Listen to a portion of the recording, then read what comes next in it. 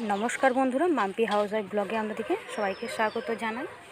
तो चलुन शुरू करी आजकेर ब्लगटा।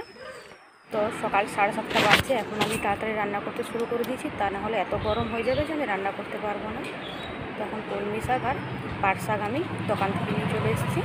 তো এখন আমি পাট শাকগুলো কেটে কুচি কুচি করে নিয়েছি। আর একটু বেলা হয়ে দোকান গেলেই আমরা কিছু পেতাম না, কারণ এখানে গোলদারের দোকানে ছোটোখাটো যা সবজি রাখে তাই আমরা নিয়ে আসি। তো কলমি শাকগুলো এখন বেছে নিয়েছি। তো আমার পড়ে যাওয়াতে পায়ে প্রচণ্ড ব্যথা হয়েছে, তাই পা মেলেই আমি এখন কাজ করছি। মার্বেলে প্রচণ্ড জোর আমি স্লিপ কেটে গেছি, বুঝতে পারিনি তেল পড়েছিল। তখন কলমি শাকের ডাঁটাগুলো এখন আলাদা করে ছাড়িয়ে নিয়েছি। তো এখন আমি বসে বসে বনিয়ে নেবো। পাট শাকগুলো বনিয়ে নিয়েছি, এবার আমি কলমি শাকগুলোকেও কুচি কুচি করে বনিয়ে নেবো। তখন কলমি শাকগুলোকেও আমি কুচি কুচি করে বনিয়ে নিয়েছি। পাট শাকের ঝোল হবে আর কলমি শাক ভাজা। আর কালকে পোস্ট করা আছে ফ্রিজে, দিয়ে হয়ে যাবে। গরমে আমি কিছু করবো না, নিয়ে ডিম ভেজে দেবো। এখন শাক পাতা ডাকিগুলো আমি নিয়ে আসতে চললাম। বাইরে ঘরে কাঁটা থেকে শুরু করেছে। সকাল 7:30 বাজে। তো দেখুন রোদ, দেখুন রোদে যেমন মনে হচ্ছে 9টা-10টা পেরিয়ে গেছে। তখন আমি গেটের তালা খুলিনি। তো ডেকোরেশনের মাল চলে এসছে। পাশের বাড়ির একটা কাজ আছে, সামনে প্যান্ডেল করা আছে আমার বাড়ির সামনে। তো এখন গেট করে যাবো। দেখি গরু, শাশুড়ি মা এখনও মুখ দিচ্ছেন এখানে কলতলাতে। এখন গরুটাকে যাই আমি এখন দিয়ে আসি। তরকারি চোকাগুলো যা পাই আমি সব গরুকে দিয়ে দিই। জলও খাওয়াই মাঝে মধ্যে।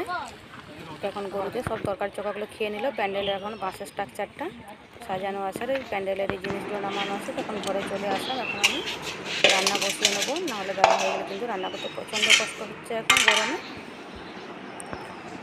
দেখুন আমার মেয়ে টিউশনিতে গেছে, কী খাবো করে চেঁচাচ্ছে। আমি বলি দাঁড়া একটু তরকারি নিই, তারপর খাবি। তখনকে এই যে প্যান্ডেল হচ্ছে, ওইদিকে দেখতে চলে গেছে। ভাত আমি জল গরম করতে বস করে দিয়েছি, এবার আমি ভাত বস করে দেবো।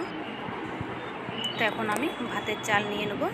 দেখুন আমার 2 কাপ চালেই কিন্তু দুবেলা এতটা ভাত হয়ে যায়। আমাদের মা আর মেয়ের 1 কাপ আর 2 কাপ চাল নিয়ে নিলাম। এই চালটা কিন্তু খুব সুন্দর সরু লম্বা চালটা, ভাতে প্রচুর বাড়ে। 2 কাপ চালে আমাদের মা মেয়ের দুবেলা একদম নিশ্চিন্ত। তো এখন আমি ভাতে চাল ফেলে নিয়েছি, এবার আমি একটু নেড়ে দিলাম। ভাতে চাল ফেলার পরে একটু নাড়িয়ে নিতে হয়। তো এখন আমি চাল ধোয়া যে জলটা, সেই চাল ধোয়া জলটা আমি এখন গাছে দিয়ে দেবো। চাল ধোয়া জল গাছে দিলে গাছে ভালো তেজ হয়। তো এখানে এখন আমি ভেন্ডি গাছ লাগিয়ে রেখেছি। তো ভেন্ডি গাছে এখন আমি জলটা দিয়ে দিলাম।